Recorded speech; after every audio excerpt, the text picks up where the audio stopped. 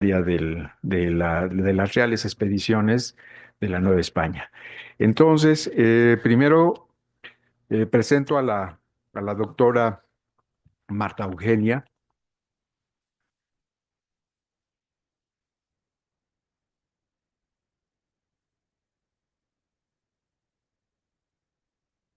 Marta Eugenia Rodríguez Pérez, del Departamento este, de Historia y Filosofía de la Medicina de la Facultad de Medicina. Ella estudió tanto la licenciatura en Historia, la maestría y el doctorado en la Facultad de Filosofía y Letras en esta Marta Eugenia universidad. Rod.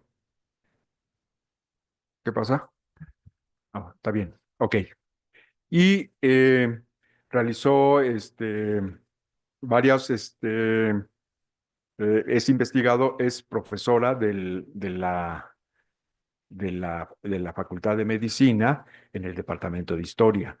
Ella pertenece a muchas academias relacionadas precisamente con la Academia de Medicina, para a puntualizar una de estas academias, y eh, ha realizado también sus líneas de investigación son precisamente la historia de las expediciones relacionadas con la medicina, la enseñanza de la medicina y otras áreas de investigación.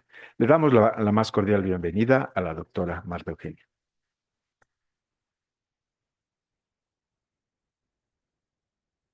Mm. Buenos días. Muchas gracias, doctor José Luis Godínez, por esta invitación y, y este evento tan interesante, tan importante que reúne este episodio de la historia de la ciencia. Bueno, pues después de 15 años de exploración por tierras americanas, de 1788 a 1803, Cecé y Mociño viajan a España, llevan los resultados de su expedición, que va a ser pues productos de su herbario, dibujos y un manuscrito con la intención de publicarlo allá. En el viejo continente, Mociño vio modificado su objetivo. En vez de ir y publicar su trabajo, La Flora Mexicana, llegó y ejerció como médico al presenciar la epidemia de fiebre amarilla que se estaba dando en Andalucía. Recordemos que Mociño es médico de profesión. Estamos enfocando todas estas sesiones y bueno, de una manera excelente como botánico, pero él de profesión es médico. Él estudió en la Real y Pontificia Universidad de México la carrera de medicina, donde estudiaba prima de medicina, víspera de medicina, anatomía y cirugía, materia médica y astrología y matemáticas, que era como se conformaba este plan de estudios. Y es precisamente hasta 1788 cuando se incorpora una cátedra más a la carrera de medicina, que va a ser la cátedra de botánica. Y bueno, se incorpora de manera obligatoria tras pues analizar unos a favor y otros en contra, si debía agregarse o no, finalmente se aprueba y es materia obligatoria que también pues va a cursar Mociño. De manera que entonces llega él como esta faceta como médico a España y bueno, pues cumple con todos estos requisitos por tener la carrera. Él presumía tener, él nos dice, medianamente conocida la epidemia de fiebre amarilla porque ya las había enfrentado en América, por ejemplo, en Centroamérica, trató fiebre amarilla y viruela. Entonces, experiencia, pues sí, la tenía. De esta manera, él ofrece sus servicios al rey Carlos IV, eh, gracias a su experiencia, y bueno, se aceptan sus servicios por parte del rey gracias a la experiencia que tenía, de manera que el 27 de septiembre de 1804 lo nombra el rey director de inspección médica de Andalucía. O sea, él va a dirigir la policía médica. Andalucía se vio invadida por una epidemia de fiebre amarilla desde 1800, otra en 1803, en 1804, 1810 y en los siguientes años. O sea, es cíclica. A Mociño lo canalizan a la ciudad de Écija, que está a 86 kilómetros de la ciudad de Sevilla, que bueno, pues es la ciudad una de las más conocidas, ¿no? No tanto como Écija. Em, y bueno, él lo primero que hace es indagar si en España había las mismas causas que producían la epidemia con las que él se había encontrado en el Nuevo Mundo. Y pues con esta metodología que él va a aplicar, dirige con éxito la epidemia de fiebre amarilla. Pero entonces preguntémonos, ¿qué actividades realiza Mociño como director de inspección médica? Pues la número uno podemos decir que es observar. Como buen médico, observar el entorno. Él se maravilló de la arquitectura y de los paisajes de la ciudad de Écija, pero se topó con la insalubridad que existía aquí. Entonces nos habla de los pantanos generados por las inundaciones que había constantemente, el fango de las calles y plazas, los abundantes mosquitos y los cadáveres de animales que pues, se quedaban ahí en la calle en putrefacción. Por otra parte, el río Genil, que atravesaba la ciudad de Écija, influyó también en el desarrollo de la epidemia porque fue un espacio de reproducción del vector transmisor de la epidemia. Aquí nos decía Mociño que el río pues era un paseo muy bello, pero dice, muy agradable, pero dice, si ha llovido, todo su piso es un lodazal, y si no, todo es polvareda. De manera que, bueno, pues siempre de alguna manera pues era nocivo. También observa que en todas las plazas que eran pues, muy frecuentadas por toda la población, en las cercanías de los conventos, que había muchos en esta ciudad de Écija, todos estaban cubiertos de basura, había y productos perecederos, ¿no? Que, bueno, infectaban mucho las calles. Entonces, bueno, él observa primero este entorno, estas condiciones insalubres. Como punto, digamos, número dos de su trabajo como médico en Écija, es aclarar la etiología de la enfermedad. En esta época había dos posturas ante las epidemias, los contagionistas y los anticontagionistas. Los contagionistas nos dicen, la enfermedad se transmite por el contacto directo con el enfermo o a través de su ropa, los objetos o entre sus habitaciones a su casa. En cambio, los anticontagionistas rechazaban el contagio interhumano y hablan de un agente causal propagado por el aire, eh, que bueno, pues después se llamarán los miasmas, como se han conocido, ¿no? Y hay que recordar que estamos en la etapa premicrobiana. Faltarán pues 100 años prácticamente para que eh, surjan las teorías de Pasteur o de Carlos Finlay.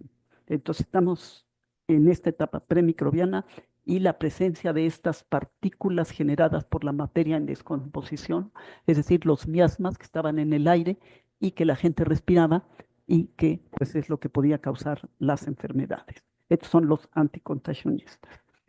Ninguno de estos dos bandos, contagionistas ni anticontagionistas, toman medidas para protegerse de los mosquitos. Se ignora, se desconocía la función transmisora. En esto pues también había que esperar hasta pues, 1881, cuando el médico cubano Carlos Finlay descubre a los mosquitos como agentes transmisores de la enfermedad. Entonces, Mociño nos dice como anticontagionista, la fiebre amarilla no es contagiosa. El gran servicio nos dice que creo haber hecho al rey, la nación y a toda la especie humana es haber aclarado su etiología. Su origen verdadero estaba en las circunstancias físicas del clima, lo cual pues él en ese momento pues, no advierte el error en el que cayó de pues, achacar la enfermedad a las circunstancias del clima. Él decía que esto pues se alteraban las estaciones ambientales, además de la miseria que había entre la población y la falta de una política sanitaria. Como tercer punto en su actividad como médico está dividir la ciudad en cuarteles. Esta fue una medida muy eficaz en el siglo XVIII, dividir la ciudad en cuarteles, es decir, varias manzanas de la ciudad, el cuartel 1, otras varias manzanas, cuartel 2, y se conforman ante las epidemias juntas de sanidad o juntas de caridad. Estas juntas se conforman por párrocos, por abogados del ayuntamiento, por médicos, por voluntarios, por gente también pues adinerada que también está dispuesta a dar donativos para que estas juntas primero vayan en estos cuarteles, pues dividirse cada quien ciertos, el cuartel 1, el 2, 3, o sea, ciertas manzanas cada uno, ir buscando si hay enfermos, marcar en sus puertas en qué casas sí hay enfermos para tener pues cuidados y poder llevarles también medicamentos, frazadas, todo lo que se necesitara. Otro punto muy importante, lo podríamos decir el punto 4, es la implementación de instituciones hospitalarias para dar asistencia a las víctimas de la epidemia. Mociño destinó el Hospital de San Sebastián para enfermos contagiados, esto a las afueras de la ciudad. Eh, el aislamiento, el concepto de aislamiento ante los contagios es muy importante, entonces era muy importante que estos hospitales que tienen enfermos que sí contagian estén a las afueras de la ciudad para que los vientos dominantes no trajeran los miasmas al primer cuadro de la zona urbana, ¿no? También implementa algunas iglesias donde se establecen lazaretos. Los lazaretos, pues sabemos, son estos albergues o estos hospitales creados de manera temporal mientras está presente la epidemia. Y para que ahí hicieran cuarentenas, que las cuarentenas en este momento pues eran 10 días aproximadamente para estarlos observando. Entonces, el aislamiento es una medida muy importante. También algunos conventos crean así algunos espacios a manera de hospitales. El punto número 5 que nos trata Mociño es el de las inhumaciones. Sepultar los cadáveres que fueron víctimas de la epidemia, garitas afuera, y hacer zanjas profundas y cubrirlas con cal. Había un fuerte hedor exhalado por los cadáveres porque se quedaban, pues a veces así a flor de tierra y bueno, pues se iban descomponiendo. Y también se prohíbe, este es un punto que causa mucha controversia, las inhumaciones al interior de los recintos eclesiásticos. Adentro de las iglesias, pues se sepultaban al clero y a la nobleza, digamos, ¿no? A la gente que tiene los recursos económicos para hacerlo. Pero esto incluso hay documentos que nos dicen que la gente dejaba de ir a misa por los olores cadavéricos que se sentían al interior, ¿no? De los recintos religiosos. Entonces dice, hay que prohibir esto y todo, sepultar, pues, eso, garitas afuera, ¿no? Y Mociño nos dice, no se puede confiar en los enterradores por la bajeza que tienen de su educación, que era pues ínfima y decía, pues por eso son enterradores, ¿no? Entonces, por más que uno les decía, haz las sepulturas, las zanjas muy profundas, pon cal y todo esto, pues en realidad dice, no se sabe si van a cumplir con esto. También nos decían que había que decir a los campaneros que no tañeran más de 2 agonías diarias por la aflicción que esto causaba en el vecindario. Este es un punto, fíjense, muy importante como ver el aspecto pues, psicológico, ¿no? De la población enferma y de la sana también. Otro punto que trata Mociño es, pues yo lo pongo el número 6, prohibir las reuniones numerosas para evitar los contagios, ¿no? Como los servicios religiosos o las tertulias. El número 7, digamos, cerrar las garitas de la ciudad para evitar la comunicación entre poblados y controlar el tránsito de vecinos y forasteros. Y todo sospechoso que quisiera entrar a la ciudad, pues había que remitirlo a los lazaretos y tenerlo ahí en observación varios días. También había que cuidar a los carteros que llevaban correspondencia de un poblado a otro, o pues hoy diríamos paquetería, todo esto, el cartero tenía que usar una bata blanca mientras salía de un poblado y quitársela antes de entrar al otro para pues entrar, digamos, como de manera limpia él. Y lo mismo tenía que hacer con los sobres que llevara o toda la paquetería, toda la correspondencia, desenvolverlos y entonces sí entregarlos. Otro punto, el pues octavo punto, esto yo los fui numerando así como para tenerlos muy claro, ¿no? Esto es uniformar los procedimientos curativos. Este es un aspecto muy importante en este proceder que hace Mociño. Él nos dice que actúa como médico ante la epidemia, primero por amor al género humano. Él convocó a los médicos de Écija para organizar una metodología de trabajo y que todos fueran al mismo ritmo, y les pidió informes diarios sobre el estatus de la epidemia. Y él los analizaba y los remitía a la Real Academia Médica de Madrid. Esto estamos hablando en 1804.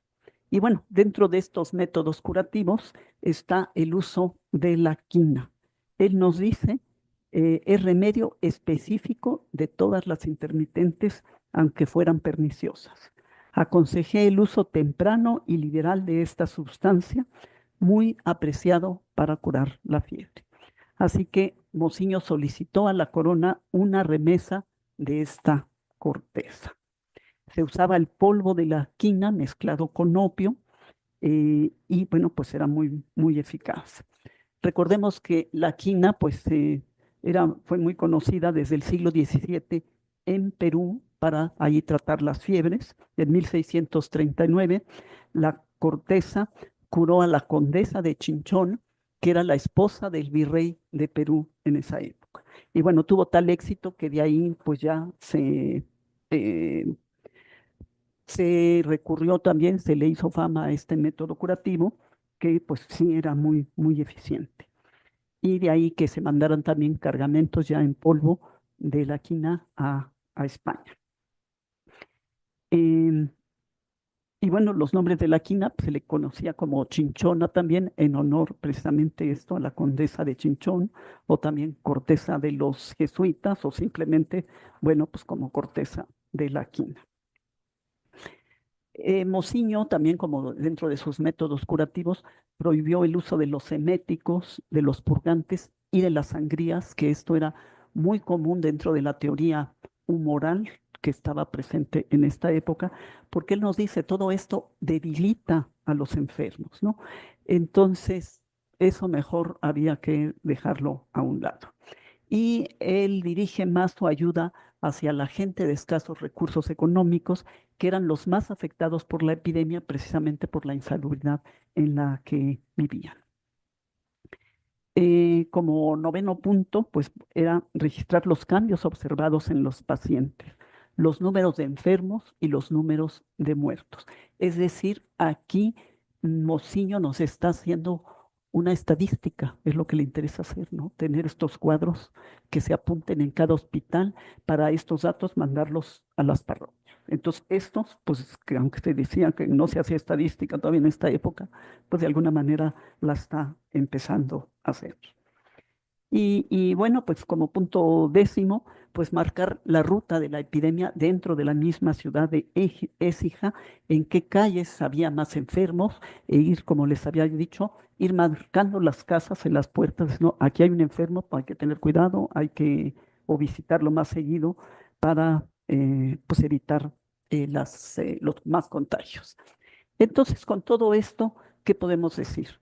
Que hasta aquí Mociño tuvo un acierto y tuvo un error. Un acierto, controló, logró controlar con todo el equipo médico de Écija, controló la enfermedad, o sea, sí, sí bajó el número de enfermos, y por otra parte, pues error decir que la fiebre amarilla no era contagiosa. Hasta ahí se quedan ahorita las cosas. Eh, Mociño estaba consciente pues de la figura, de su trayectoria, de su experiencia, su saber, tanto desde el punto de vista de la botánica, como lo hemos visto en estas pláticas anteriores, como su trabajo como médico. Entonces, para él es muy importante publicar todo ese material que va recopilando, dejarlo por escrito para los médicos o los botánicos de su momento, pero también para la posteridad. Este es un punto muy, muy importante, ¿no?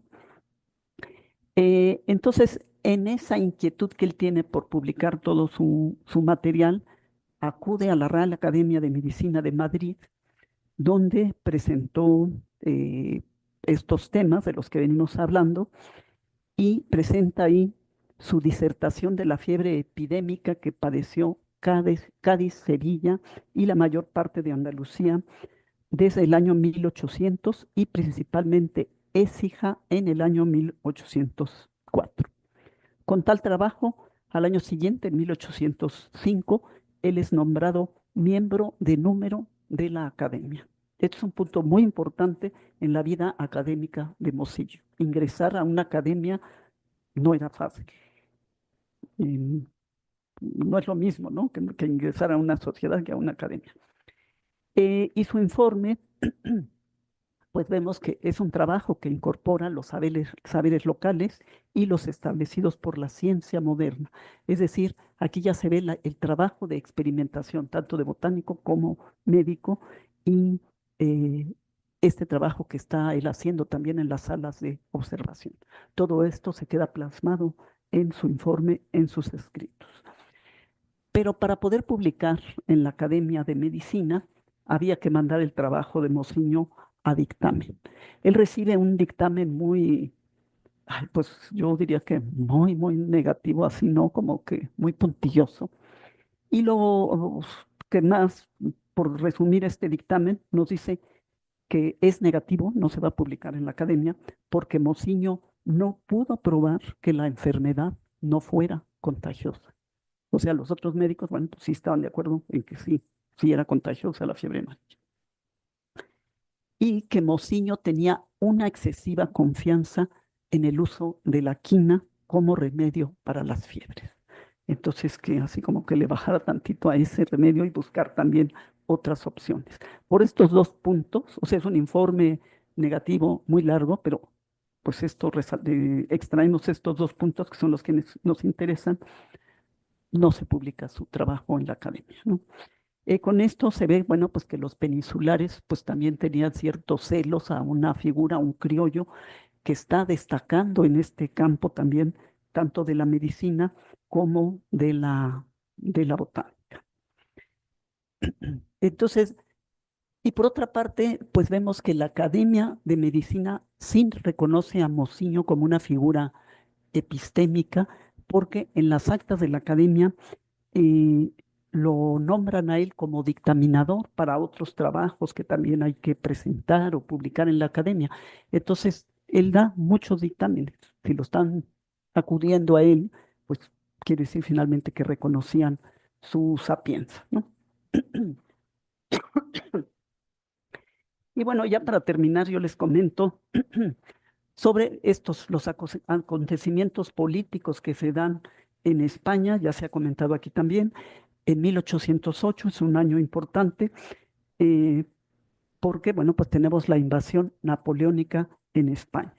En mayo de este año, Mociño es nombrado secretario de la Academia de Medicina. Ya era miembro, pues como miembro numerario, ahora es secretario de la Academia.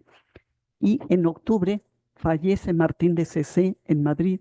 Entonces Mociño ya se queda al cuidado de todas las láminas, de todos los manuscritos, todo el material que habían llevado de América a España. En 1809, ante ya un nuevo gobierno en España, pues Mociño es designado vicepresidente interino de la Academia de Medicina y de inmediato lo nombran presidente de la Academia de Medicina de Madrid hasta, que ahí está, hasta 1812. Esto es un logro muy importante para pues, cualquier académico y más un criollo que está llegando a España, ¿no? También estuvo en estos años al frente del Real Gabinete de Historia Natural, donde impartía pues lecciones. Entonces vemos que sí había un reconocimiento importante hacia la figura de Mociño por parte de esta comunidad académica pues, española en este momento. Al restaurarse el gobierno español, Mociño es acusado de afrancesado por haber dirigido la Academia y el Gabinete de Historia Natural durante la invasión napoleónica. Entonces, él es desterrado del territorio español, él se instala en Montpellier, lleva consigo toda su obra, los manuscritos, los dibujos y su herbario. Este punto a mí eh, pues nos dice mucho, ¿no? Porque él está valorando todo el trabajo de toda su vida académica. Entonces, imagínense viajar, pues en las condiciones, pues de hace tantos siglos, con todo su material, todos sus dibujos, todos sus manuscritos, un herbario, no era fácil, ¿no? En Montpellier, él entabla contacto con el famoso botánico de Candolle, que era director del Jardín Botánico de Ginebra, y él, Mociño, le mostró, le prestó parte de su material, él copia algunos dibujos, se los regresa y publica algo de esto, ¿no? Entonces, esto es, digamos, otra señal de este reconocimiento que Mociño tiene también por parte de la comunidad científica de su tiempo. Finalmente, Mociño pues regresa a España por ahí de 1817, logra llegar hasta Barcelona y enferma y él fallece un 19 de mayo de 1820, pero poco antes de fallecer, él entrega su material a su médico particular. Material que se pierde, digamos, se desconoce dónde está por casi 2 siglos, hasta que ya nos platicaron aquí también, pues este material se localiza ya a finales del siglo XX en Baltimore, donde eh, pues el equipo de aquí del Instituto de Biología solicita copia y permiso y se trabaja todo este material en los volúmenes que todos conocemos que se han publicado por siglo XXI. Eh, entonces, bueno, como conclusiones podemos decir que Mociño pues es una figura, un novohispano ilustrado, partícipe de las reformas del siglo XVIII, donde hay este interés por las ciencias naturales enfocadas desde el punto de vista pragmático. Eh, Mociño estudia la naturaleza, que es la naturaleza de siempre que ha existido, pero la mira con ojos críticos, con ojos analíticos, ¿no?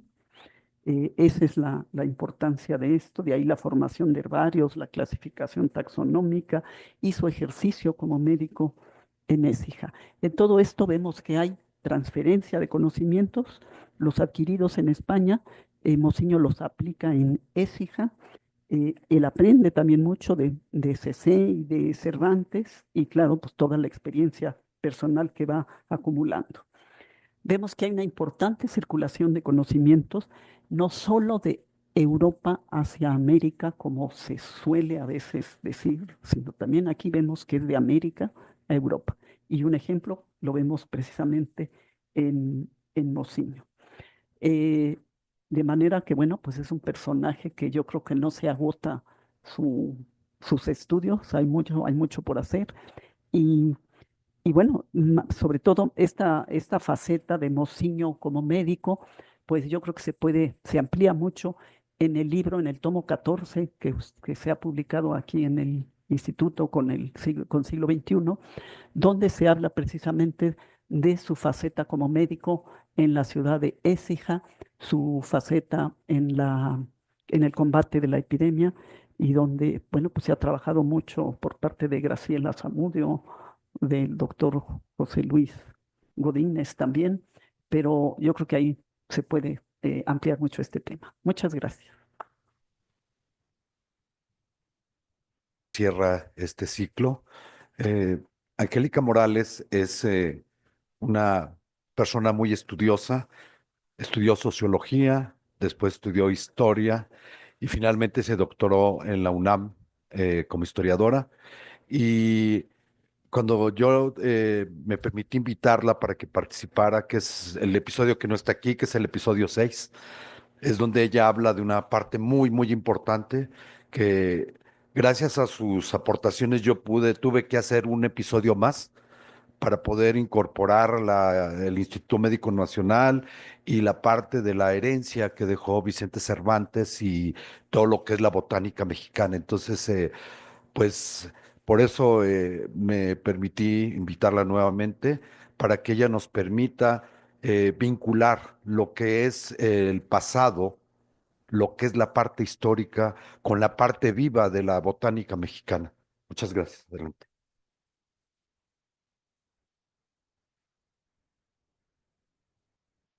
Muchísimas gracias, Felipe Parra, también a José Luis Godínez por esta invitación. Me encanta siempre venir al Instituto de Biología porque yo me dedico a hacer historia de la botánica y siempre es un reto estar aquí entre los sabios de las plantas, ¿no? Para mí siempre es muy importante. Bueno, voy a dar lectura para no dispersarme. A partir de la década de los 80 del siglo XX, se registró una proliferación de investigaciones sobre las expediciones botánicas que dieron paso a la creación de nuevas líneas de investigación sumamente fructíferas para la historia de la ciencia latinoamericana. Estas investigaciones subrayaron el esfuerzo que implicó la aprehensión de la naturaleza desde los proyectos imperiales del siglo XVIII, teniendo como telón de fondo la fisiocracia, escuela de pensamiento económico dominante en las élites de la monarquía hispánica. Esta orientación política e ideológica ubicó a los territorios como fuentes inagotables de riqueza, es decir, una política estrictamente extractivista. Esta orientación, estamos hablando de pleno desarrollo del capitalismo mercantilista, la globalización y el desarrollo del conocimiento científico. Ahí botánicos, pintores, administradores reales y por supuesto las poblaciones locales jugaron un papel crucial en el proceso de inventariar la naturaleza. Tan solo para darnos una idea de la magnitud de estas empresas a escala global, entre 1550 y 1700, el número de plantas conocidas en Europa se cuadruplicó. En las evaluaciones retrospectivas actuales, lejos están de la ilusión quebrada que llevó el título del libro de Javier Puerto Sarmiento en 1988. Sobre todo en su listado de fracasos, de procesos inacabados o incompleta o incompetencia técnico-científica de los involucrados en las expediciones, entiéndase metropolitanos o americanos. El texto enfatizó los magros resultados alcanzados por las expediciones que se realizaron entre 1777 y 1816. En cierta medida, ustedes han podido escucharlo en este último video, aunque claro, pasados algunos años, sus opiniones son mucho más positivas de cuando ellos, más jóvenes, empezaron a escribir sobre estos temas. Actualmente los procesos son vistos con otros ojos. La incorporación de nuevos actores, de redes a escala global y, por supuesto, el avance de nuevas perspectivas teóricas han permitido incorporar líneas de exploración que en ningún sentido asumen como propia la narrativa heroica de la ciencia dominante en la primera mitad del siglo XX.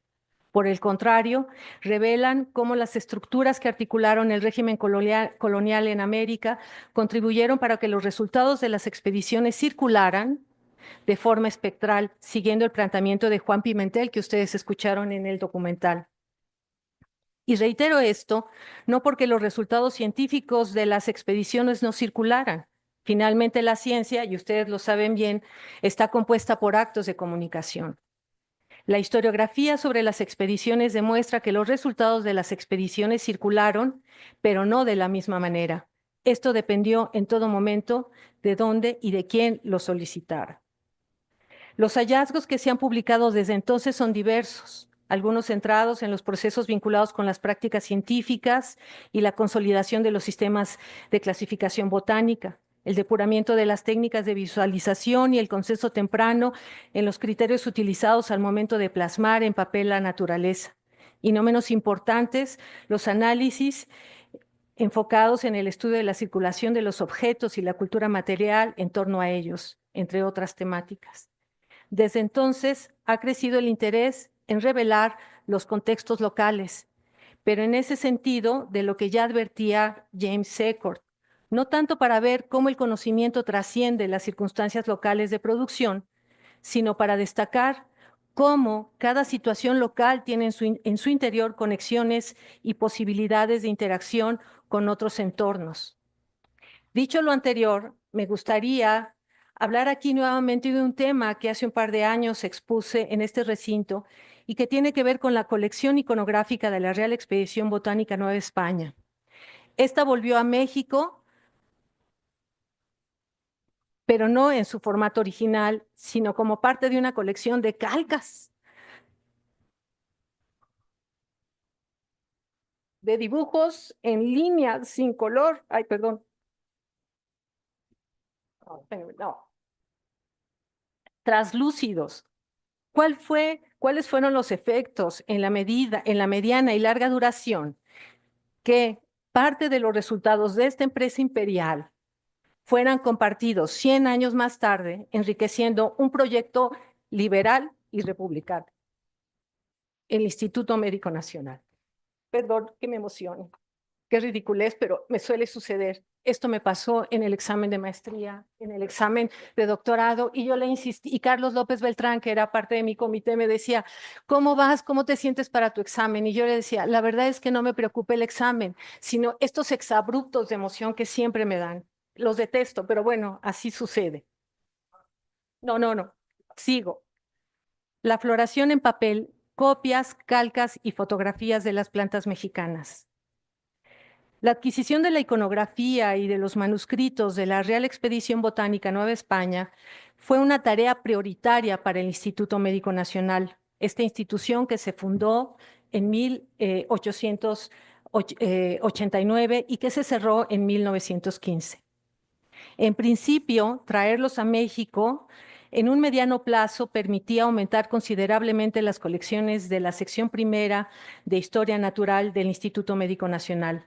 Al mismo tiempo, responder con celeridad las demandas de la Secretaría de Fomento relacionadas con la comercialización de las plantas mexicanas.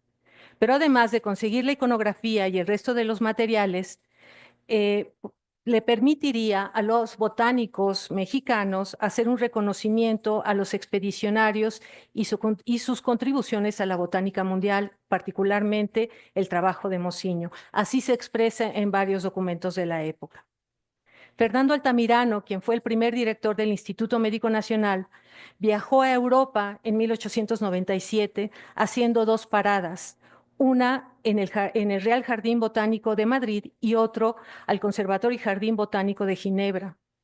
Desde las negociaciones que mantuvo Altamirano con los responsables de ambos jardines, se permitió, pues, conocerlos de cara a cara, ¿no? De tratarse de iguales, porque la correspondencia hasta ese momento no había dado buenos frutos. El estar allí le permitió finalmente a Altamirano convencer al Jardín Botánico de Madrid para que le permitiera traer no solo copias de los manuscritos, sino también de la iconografía, de una pequeña porción de la iconografía que ellos preservaban. También se escribió y después se entrevistó directamente con de Candolle, Casimiro de Candolle, nieto de Agustín Piram de Candolle, y accedió después de varias misivas, de venderle 1,315 calcas elaboradas a partir de la iconografía botánica de la Real Expedición. Creemos que este último trato fue posible ya que se tenía como telón de fondo una experiencia previa que involucraba directamente a la familia de Candolle.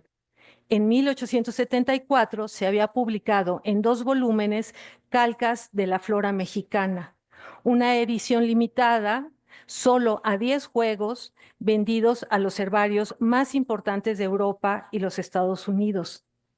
Esta publicación contenía 279 calcas de los tipos extraídos de la iconografía botánica y que de Candolle previamente ya había publicado en su Prodromus, como aquí varios de los entrevistados dieron cuenta. Cabe preguntarse, ¿es posible que Altamirano conociera la existencia de esta edición especial de la flora mexicana? ¿Acaso Altamirano quería replicar este proyecto editorial que tan solo algunos herbarios del mundo pudieron acceder? ¿O fue el propio Casimiro de Candolle quien le propuso esa alternativa? Hasta el momento son tan solo especulaciones, pero lo cierto es que Altamirano pudo no traerse, sino cerrar un trato para comprar estas 1,315 calcas de la flora mexicana, un logro sin precedente que enriqueció la iconografía botánica del Instituto Médico Nacional. Por esta venta, el gobierno mexicano pagó $1 por cada una de las calcas. Esta colección iconográfica fue registrada en el Instituto Médico Nacional como iconografía mexicana inédita de Mociño y Cecé, y actualmente está conformada por 1,314 copias hechas a lápiz sobre papel calco translúcido y se pueden consultar en el acervo histórico de la Biblioteca del Instituto de Biología. La primera vez que consulté estas calcas estaban montadas sobre un papel rígido. En algún momento de la década de los 80 del siglo XX se tomó la decisión de encuadernarlas, pero actualmente están sueltas, guardadas en carpetas con una nueva numeración. En el Conservatorio y Jardín Botánico de Ginebra se conservan 11 cartas que envió Altamirano a Casimiro de Candolle entre el 97 y 1903, en las que se hace referencia a la compra de estas calcas, entre otros temas. Un intercambio epistolar que desgraciadamente está incompleto, ya que en México no tenemos su contraparte, es decir, las respuestas de Casimiro de Candolle. Las comunicaciones que mantuvieron Altamirano y de Candolle en este periodo, entre 1901 y 1903, abordan temas diversos como la compra del botánico ginebrino de una colección de plantas del estado de Guerrero o el agradecimiento de Altamirano por su intermediación con un impresor de Ginebra, quien se contrató para realizar 150 placas para el Instituto Médico Nacional. Probablemente estas fueron pensadas para ser expuestas en alguna de las exposiciones en las que participaba México, quizá París, quizá San Luis, Missouri, no lo sabemos. A través de esta correspondencia, y esto sí es algo que me enorgullece darles a conocer, ustedes serán los primeros en saberlo. A través de esta correspondencia sabemos que estas calcas fueron elaboradas por Madame Mattei, una artista probablemente ginebrina, que dicho sea, que no nos resulta del todo sorpresivo, ya que, como ustedes también escucharon en el documental, fueron mayoritariamente mujeres quienes participaron en la elaboración de la colección de la flora de las damas de Ginebra. Y también habrá que decir, en otros proyectos de iconografía botánica a lo largo del siglo XIX, tanto en Europa como en los Estados Unidos. Cada vez más podemos rastrear a mujeres participando en la elaboración de iconografías botánicas en los Estados Unidos, en Sudamérica, en Europa. Ahí está un trabajo pendiente para historiadoras, historiadores y de otras áreas para trabajar sobre este punto. Como se desprende de la correspondencia, el proceso de elaboración de las calcas no fue una tarea fácil. Estas fueron llegando a México en remesas de 200 y probablemente los envíos concluyeron hasta 1899. Lo dicho hasta aquí, o sea, lo que quiero recalcar es que no había otro herbario en el mundo que tuviera esa cantidad de material, aunque fuesen copias en papel translúcido, solo Ginebra. Entonces, esto lo tenemos que decir, tal como lo señaló la Bastida al final del documento y también como lo señaló Juan Pimentel en el mismo documento, creo que ya tenemos que ir reconociendo lo que sí se hace. ¿No? No solo las penurias, no solo los fracasos, no solo las cosas incompletas, sino también la astucia, ¿no? de los botánicos mexicanos que, aliados a la Secretaría de Fomento, porque claro, la Secretaría de Fomento estaba montado completamente en un proyecto de la exploración comercial de las plantas mexicanas y por tanto necesitaba todos los materiales necesarios para imprimir folletos, catálogos que llegaran no solo a otros herbarios, sino también a gente especializada en la comercialización de plantas. Por tanto, esta colección era fundamental. Pero aquí lo que yo quiero recalcar es que no solo llegan estas 1,315 calcas de Ginebra en estas remesas, pian pianito, sino también Altamirano va a llegar a tratos con la gente del Jardín Botánico de Madrid. Y él se propone en ese momento no solo hacer copias de los manuscritos, sino también hacer copias de las 110 acuarelas que se encontraban en el Jardín Botánico de Madrid. Entra en pláticas, habla con el jardinero, habla con el jefe, con el dibujante, y se da cuenta que reproducir esas 110 acuarelas le va a llevar mucho tiempo, no es posible, es una inversión de dinero que no se tiene, y decide algo que hoy quizá nos pueda parecer un camino fácil, pero que en ese momento era sumamente innovador. Se propone reproducir esas 110 calcas con la cámara fotográfica. Y eso es otra gran contribución que va a hacer el Instituto Médico Nacional y que, claro, está muy influenciado de la relación que va a mantener México con los herbarios en los Estados Unidos. En la revisión que hice junto con María Eugenia Constantino, tanto en Madrid como en Ginebra, les preguntábamos a los responsables de la biblioteca, oye, ¿ustedes tienen algún uso de la fotografía en el siglo XIX para fotografiar ejemplares de herbario, para hacer colecciones iconográficas? Y nos decían, no, no hay absolutamente nada. No hay en Madrid, no hay en Ginebra, pero sí en México. Y es así que de la propia mano y ojo de Altamirano reproduce estas 110 acuarelas de la Real Expedición que van a ser conocidas aquí en sus informes y en los documentos que podemos revisar como fotocalcas.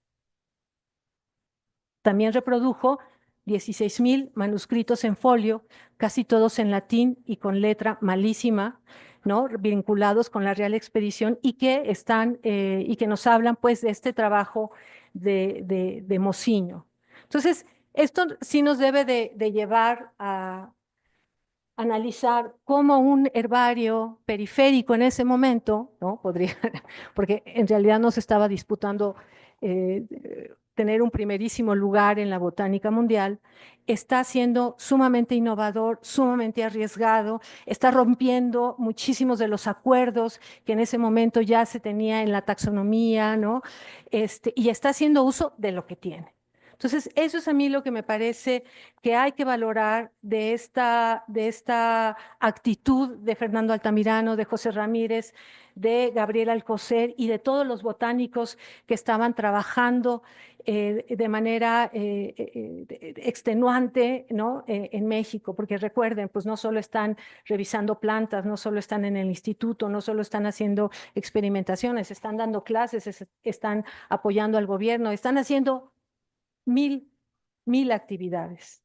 Entonces, eso para mí me parece muy importante. Y quiero reproducir esto que Altamirano escribió en ese momento. Busqué entonces otro medio más ventajoso para nosotros. Y después de algunos ensayos, encontré que las fotocalcas que pude obtener trabajando yo mismo, si no daban toda la finura de ciertos detalles y mucho menos el colorido, sí tenían al menos el sello de la autenticidad y daban una idea perfecta de las plantas dibujadas. Además, las pruebas que obtuviéramos de ellas para ser publicadas podrían iluminarse y corregirse por un acuarelista en presencia de los originales. Esta fue la opinión del doctor Colmeiro, quien además ofreció su ayuda para la corrección de las pruebas. Saqué, pues, 110 fotocalcas próximamente, que eran el número de dibujos, y además fotocalqué también varios autógrafos y comunicaciones relativas al señor Mociño. Esto también es importante porque nos permite entender, muchos años después de terminar la tesis de doctorado y de venir y explorar en el archivo, en el acervo de la biblioteca de esta institución, Socorro Tapia me sacó un libro, un álbum, y que decía fotoherbario. Un fotoherbario que me parecía como un domi, o interpreté después que era un domi, que fue presentado al Departamento de Agricultura de los Estados Unidos por parte de Altamirano y que eran fotografías de ejemplares botánicos. Él le propuso, ¿no?, al fotoherbario, al Departamento de Agricultura en los Estados Unidos, que por favor le permitiera fotografiar toda la colección de plantas mexicanas que ellos tenían. Pero lo que quiero señalar no solo es que fue un proyecto que no pudo continuar porque evidentemente a los Estados Unidos no les fue interesante ese proyecto que proponía Altamirano, pero lo que les quiero decir que la fotografía, las fotografías acuareladas fue una alternativa que empezaron a vislumbrar tanto Fernando Altamirano como Adolfo Tenorio, dibujante del Instituto Médico Nacional, para ir avanzando, ¿no?, en la formación de sus colecciones iconográficas. Y bueno, lo que me parece también importante, y ustedes como botánicos podrán entender mejor, es que al tener los dibujos, las descripciones, que además ustedes bien saben, se publicaron aquí en México antes que en cualquier otro lugar, y no en un espíritu nacionalista de decir nosotros fuimos los primeros, pero aquí entre la década de los 80 y 90 se publicaron La Flora Mexicana y Plantae Nova Hispanae. Entonces eso les permitió a los botánicos mexicanos tener la iconografía, los dibujos, las descripciones e ir reuniendo el herbario. Finalmente estuvieron en condición de formar un objeto tridimensional que hoy en día nos parecería como lo más natural al hacer clasificaciones botánicas. Sin embargo, hasta ese momento, los botánicos mexicanos tenían posibilidades muy reducidas. Cuando se funda el Instituto Médico Nacional, empiezan a explorar y lo único que tenían eran colecciones muy acotadas de plantas distribuidas en la Escuela Nacional Preparatoria, en la Academia, en la Escuela de Medicina, pero no tenían amplias colecciones ni de herbario, ¿no?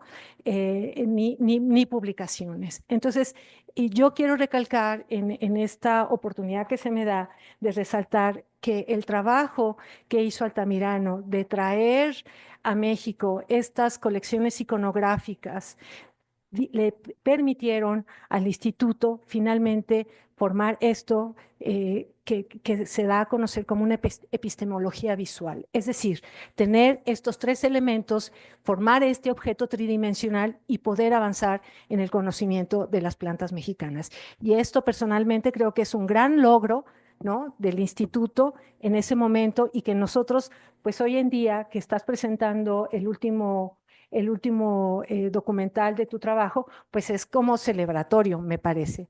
Muchísimas gracias.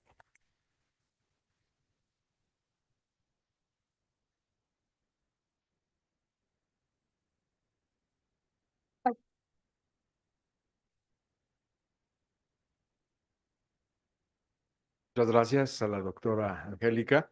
Y pasamos a la sesión de preguntas por parte del público. Les pueden pasar el micrófono. ¿Y hay preguntas? Sé que no. Yo tengo una duda de cómo los botánicos conservaron esos archivos, dibujos, y no se los quitó o exigió de las autoridades que habían financiado la expedición, ¿no? O sea, es que me llama mucho la atención. Creo que hoy día, pues lo primero que le piden es el informe y no sé qué, los entregables. Entonces, me llama la atención cómo es que los expedicionarios conservaron esos materiales y no fueron a dar a pues, algún archivo oficial, ¿no? Entonces no sé quién pueda ayudarme a responder esa duda.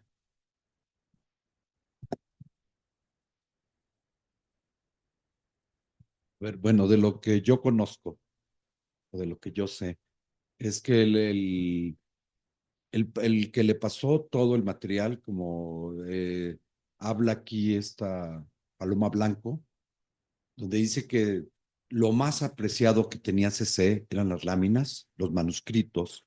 Entonces ellos siempre lo tuvieron. ¿Por qué? Porque el Real Jardín Botánico o el departamento que hicieron posterior para la publicación, ellos tenían un original y los expedicionarios para poder estudiar tenían otra copia. Y en el Real Jardín Botánico de México había otra copia. Entonces, eso lo usaban de manera personal. ¿Por qué? Porque estaban investigando y no tenían espacio. Entonces, cuando surge la invasión francesa, pues hay un caos.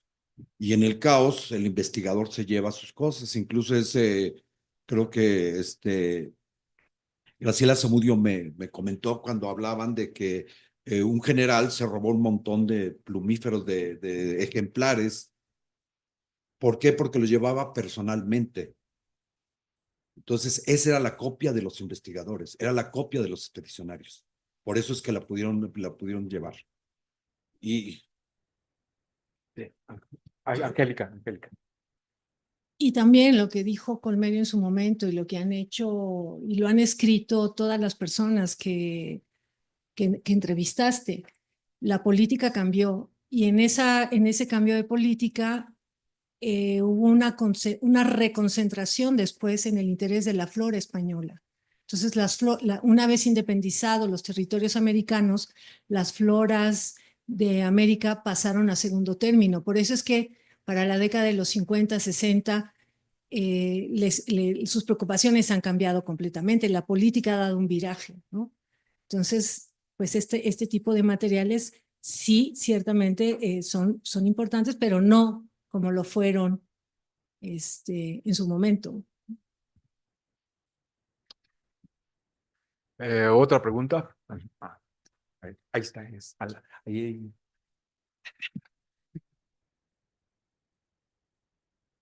Es en relación a lo del error, que le llaman error de Muciño. Realmente no fue un error. Y podemos ponerlo como ejemplo ahora con el COVID, que llegaron personas que venían contagiadas, ¿sí? En este caso, era el medio ambiente tan, pues, contaminado, ¿sí? En que vivían, ¿sí?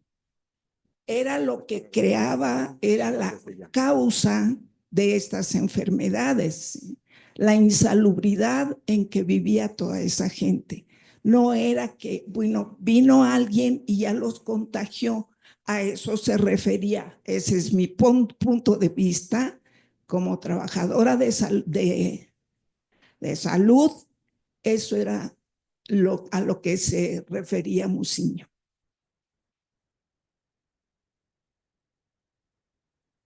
A la doctora.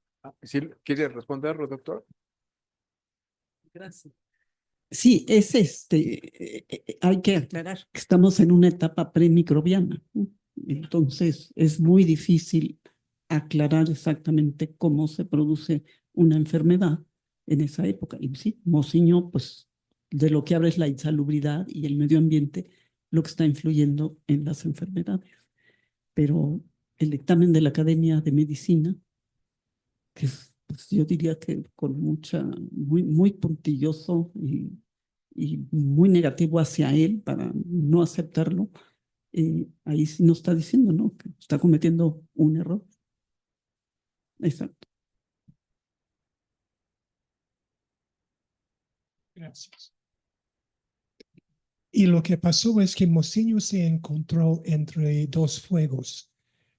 Por un lado, los contagionistas y por el otro lado, yo diría más bien ambientalistas, que había algo, miasmas o alguna cosa que causaron la enfermedad.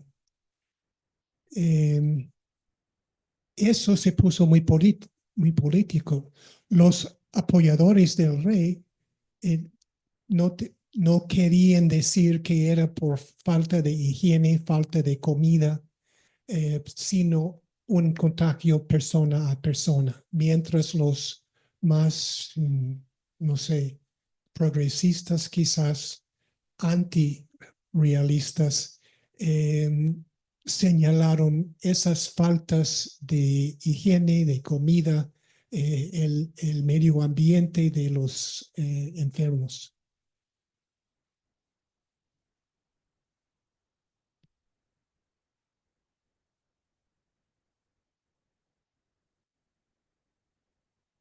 Sí, es la causa intangible de la enfermedad. Esta la teoría miasmática, que finalmente va a estar presente entre pues, los médicos, pues casi un siglo, ¿no?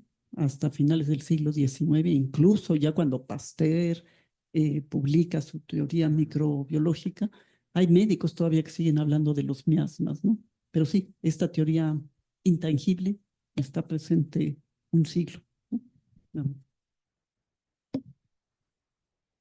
Yo quisiera añadir un comentario cuando mencionó la doctora de los cuarteles y esa división. Pues en Veracruz todavía estamos divididos en manzanas, en cuarteles y se conserva todavía ese tipo de estructura. Y al mismo tiempo quisiera comentar algo que creo que hemos pasado por alto en estas charlas, en el documental. Es algo que en versiones previas salía, pero ahora ya no sale. Y también lo comenté con Felipe alguna vez, había un error allí. Y es que Mociño también es un ejemplo de serendipia. Como lo dice Pasteur, el, el azar solamente favorece a las mentes privilegiadas. Sí. Y Mociño, leyendo los trabajos de Mociño, tanto los que están ahora en la web como los libros, estos fenomenales que siglo XXI y la UNAM y varios institutos de la UNAM, otras personas participaron, es que, por favor, hay que leerlo con cuidado. Mociño dice que hay que cuidar a estos enfermos que están en la calle, que no es contagioso, que hay que separarlos, que hay que protegerlos y evitar que los molesten o los piquen los mosquitos. Entonces, sin saberlo, él da medidas para evitar que el vector del contagio se rompa, no alcance a la gente y precisamente no puedan picar a los que ya están enfermos, que luego contagien a los que no lo están. Pero eso lo hizo él. El doctor Jaime en algún momento pensó que Mociño ya había identificado el vector, pero estamos en esta época todavía. Pero lo que sí tenemos es una mente privilegiada que llega a un lugar, entiende de alguna manera intuitiva cómo están operando las cosas y dice, haz esto, haz esto, haz esto, haz esto, y al ponerlo en operación rompe este ciclo de contagio.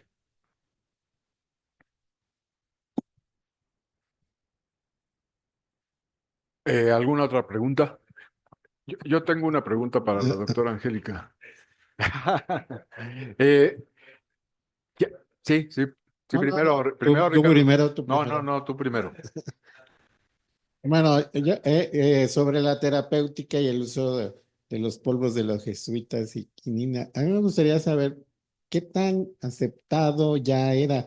O sea, uno tiende a tal vez a ser muy optimista y creer que ya era muy aceptado en esa época o que era un objeto de mucho comercio, ¿no? Pero en realidad son suposiciones de quien no conoce la historia cómo era, ¿no? O todavía había dudas sobre la efectividad de la quinina, más bien de la quina, ¿no? De No, la no, quina. sí, porque el principio activo todavía, bueno, a lo mejor ya se había aislado, pero tampoco lo sé. Pero, ¿qué tan aceptado era en esa época? Sí, a la doctora. Sí era aceptado.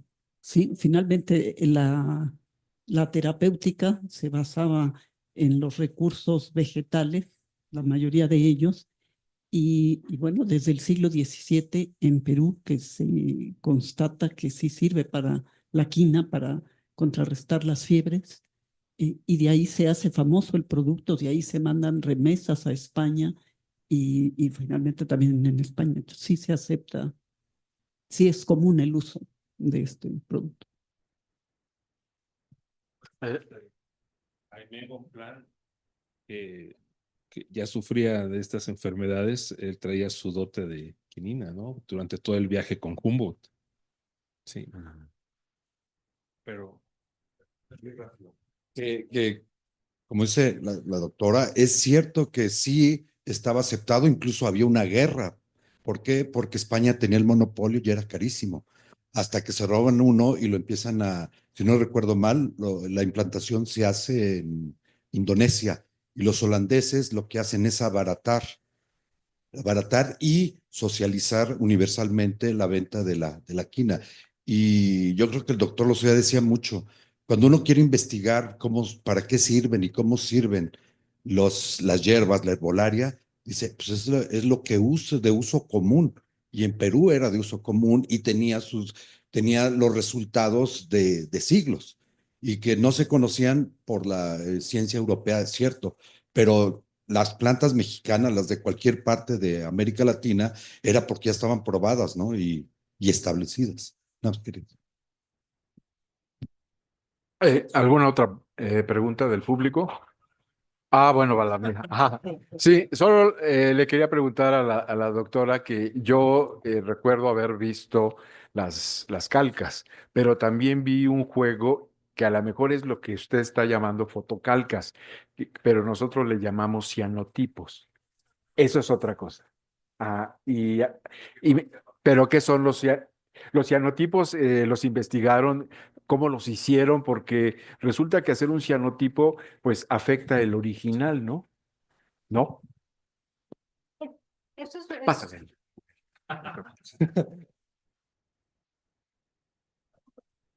Eso es muy interesante porque desgraciadamente hoy en el archivo, por ejemplo, están perdidas esas 110 fotocalcas que hizo Altamirano en el Jardín Botánico de Madrid, pero existen 226 cianotipias, que es una técnica que se inventó en el siglo XIX y que Anna Atkins va a utilizar para tomar fotografías a este tipo de plantas. No son musgos, sino son helechos, sobre todo para plantas que son muy frágiles, muy delicadas. Y el acervo del Instituto de Biología tiene estas 226 cianotipias que no sabemos cuándo fueron producidas, quién las produjo, a lo mejor para un proyecto editorial del siglo XX. Pero no coinciden con las calcas. O sea, que de las calcas hayan hecho las cianotipas. Las Probablemente, cianotipos. pero digamos, son de la Real Expedición. Ah, son de la realidad. Sí, son de parte de la iconografía llamémosle, de la iconografía inédita de Cecé y Mociño, como es conocida en el archivo. Sí, pero ¿quién las hizo? Sí. ¿Para qué proyecto? No lo sabemos. Pensamos que sí, o pueden ser contemporáneos. O sea, lo que yo quiero dejar en claro es que la fotografía en el Instituto Médico Nacional comienza a ser un instrumento muy importante para hacerse de colecciones. Era una técnica que se empezó a utilizar evidentemente en el trabajo de campo. Los botánicos retrataban un ejemplar o hacían fotografía de paisaje y eso les permitía de manera mucho más expedita tener un registro. Pero esto no todos los herbarios de la época lo están haciendo. Cabe la posibilidad que en esa innovación que están haciendo el Instituto Médico Nacional, sobre todo por su contacto con los botánicos estadounidenses, se hayan elaborado esas cianotipias o esas cianotipias correspondan ya propiamente al siglo XX, pero no lo sabemos.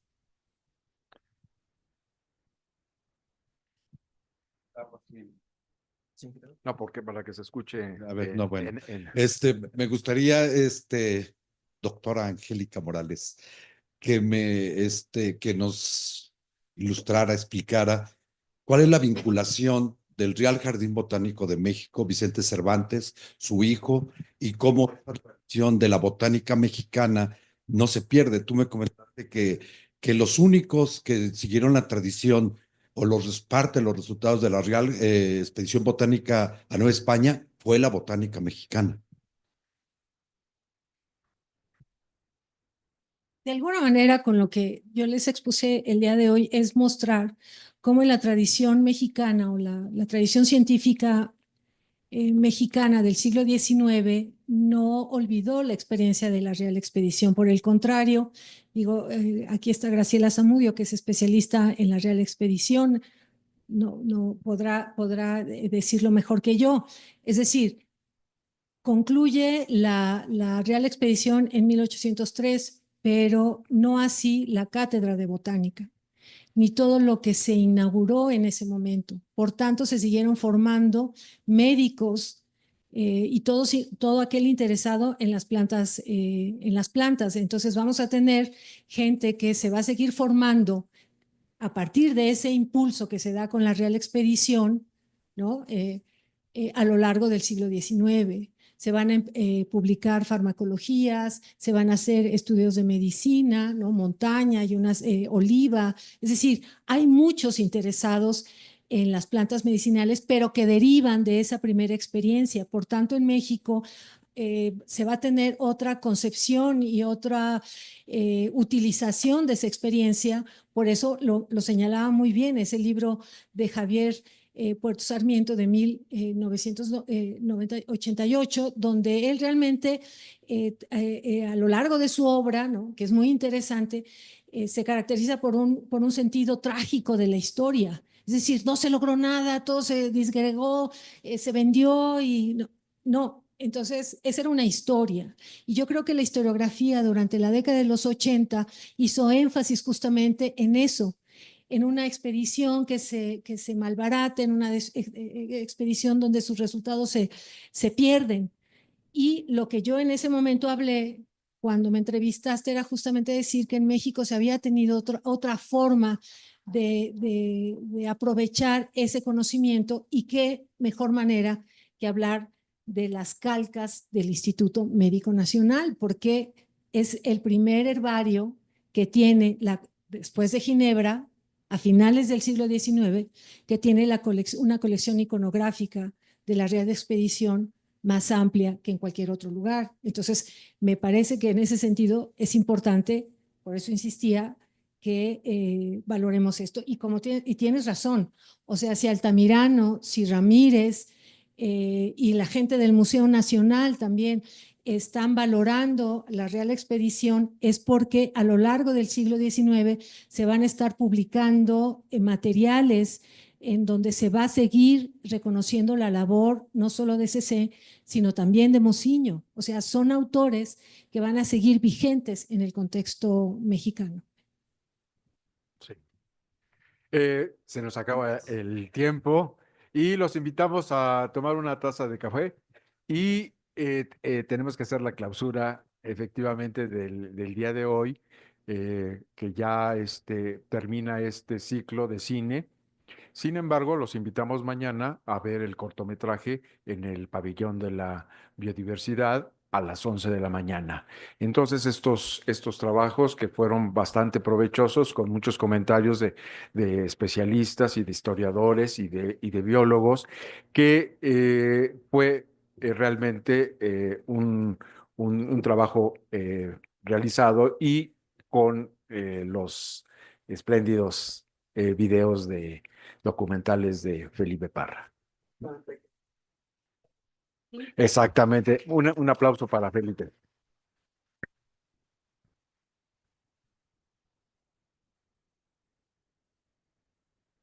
Gracias. Los invitamos.